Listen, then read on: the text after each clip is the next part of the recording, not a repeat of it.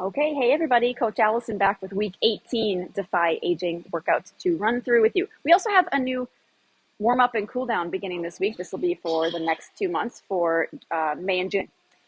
So be ready for that when you go to the clubs for your sessions this week.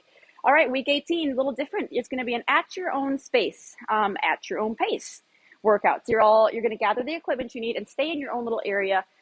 Nothing is timed except for the entire workout because we're going to set a 25-minute max.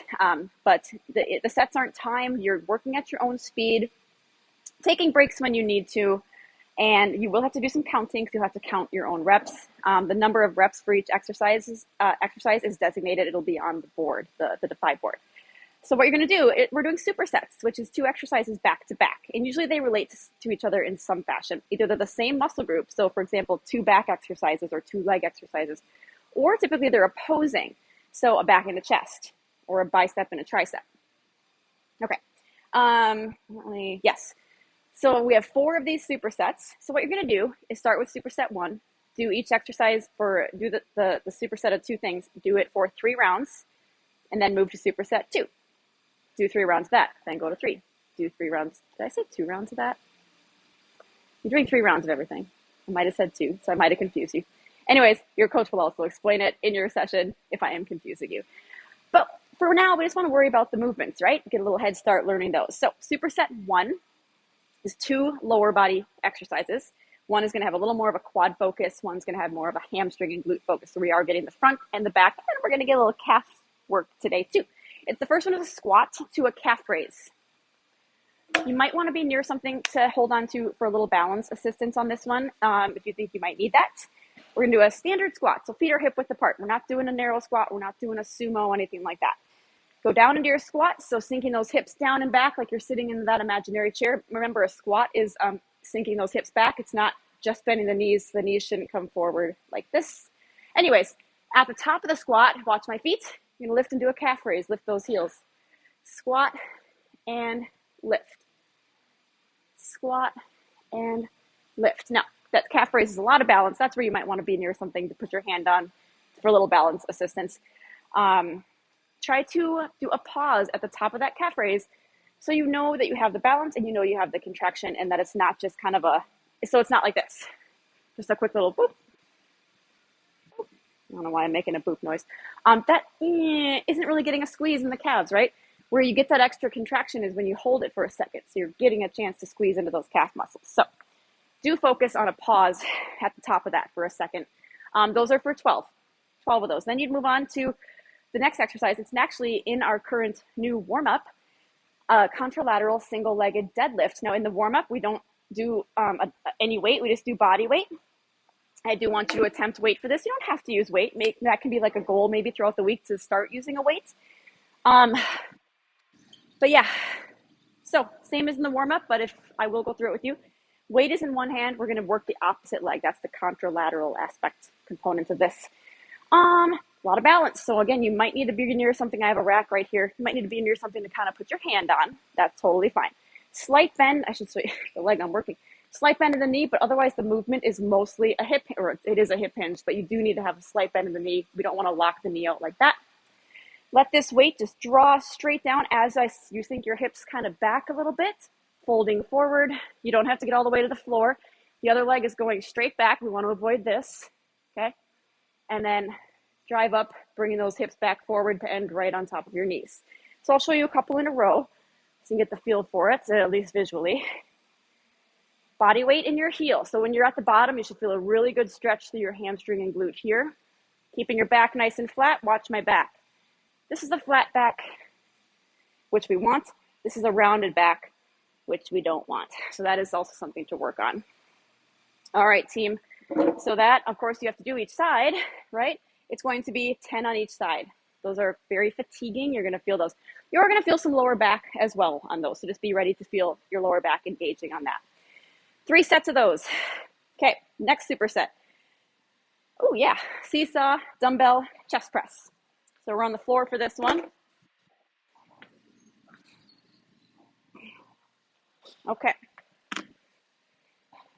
Knees are bent, palms facing forward, rest your head down, elbows I always like to tell people start the elbow straight out to the side and then just kind of dip them down a little bit.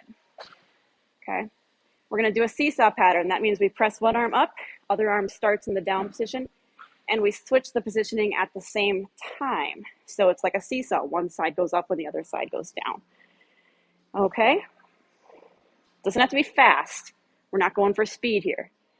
When you're done with this, I want you to put the weights down like this. That is a little safer on your shoulders.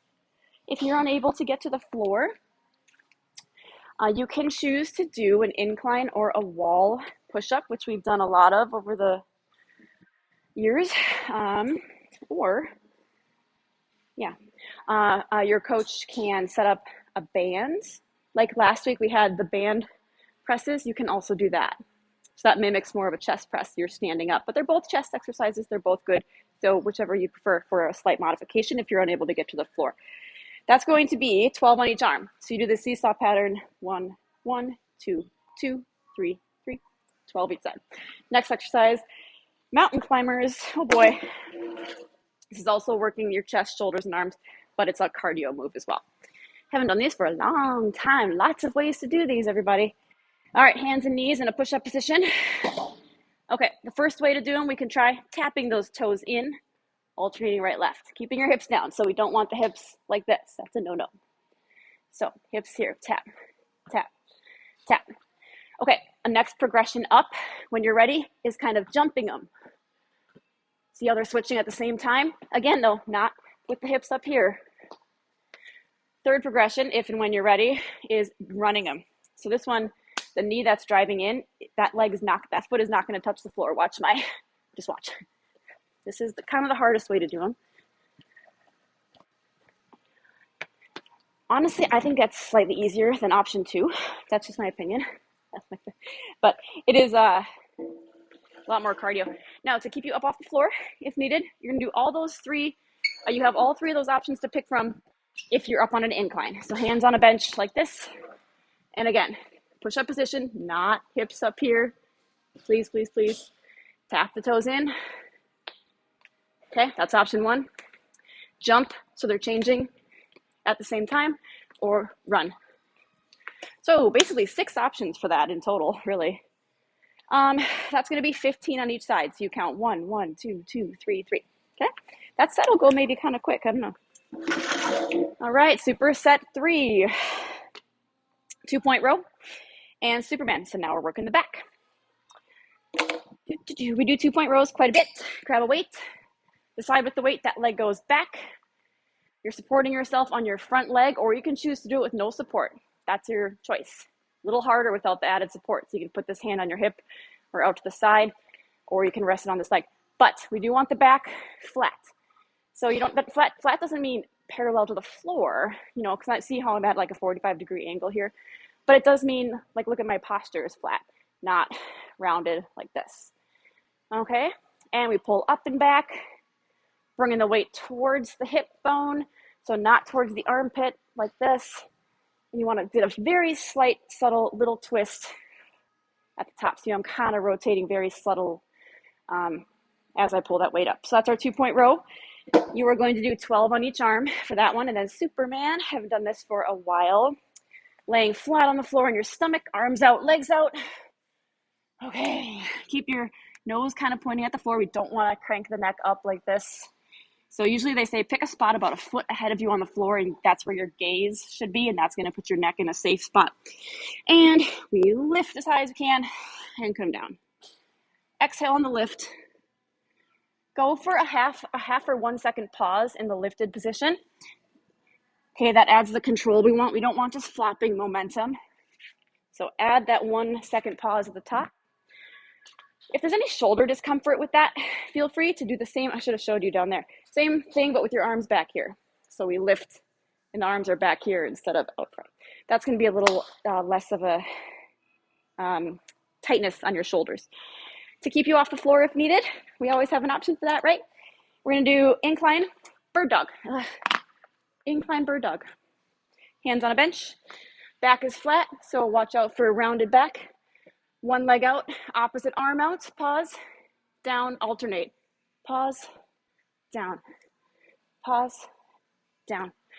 Okay, so Superman will be 12 total. Actually, if you're doing the alternate of the bird dog, that will be 12 total as well. Okay, so that is superset 3. One more. You may or may not get to this one. We have a 25-minute max, and I don't really know how long this will take everybody. So you may or may not get to the final one. If you repeat this workout throughout the week, maybe start with the 4th one. And so and then work your way down the list. Anyways, jumping jacks is the first exercise in this set. So we're starting with the cardio move. Everyone knows jacks for 20, right? Legs go out, arms go up. Try to get a nice full arm swing. We're trying to avoid, I like to call it like T-Rex arms. We're trying to avoid that. If there's any impact restriction for your knees, we're gonna do a step jack. So as you take your step, you do a full up, down, up, down, up, down, up, down. Add some speed, add some intensity to it, okay? You're gonna do whatever option you are doing, you're gonna do 20 of them, 20 jacks, followed by a single leg, single arm overhead press. Isolating some shoulders here and working a ton of balance. So it's very similar to how we did the contralateral deadlift. Whatever side the weight is in, you're balancing on that opposite leg, okay? So I have the weight in my right hand, balancing on my left leg. Palm is forward. You can hold the other leg wherever you like. It can be back here, it can be kind of out, it can be bent up, whatever works for you. However, what I do want you to not do, though, is press the leg into the other one. See, like this. So try to keep those legs separated. After you have the balance, feel free to be near something to place your hand on if you'd like.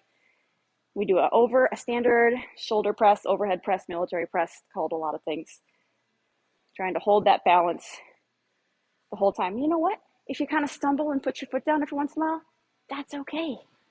We're going to get better as we do this and we get stronger. So don't worry about it. I believe that is 10 each side. It is 12 each side. All right, 12 each side for that. All right, everybody, that was a long one. 8 exercises with those supersets, 25-minute max. Hope you enjoy week 18.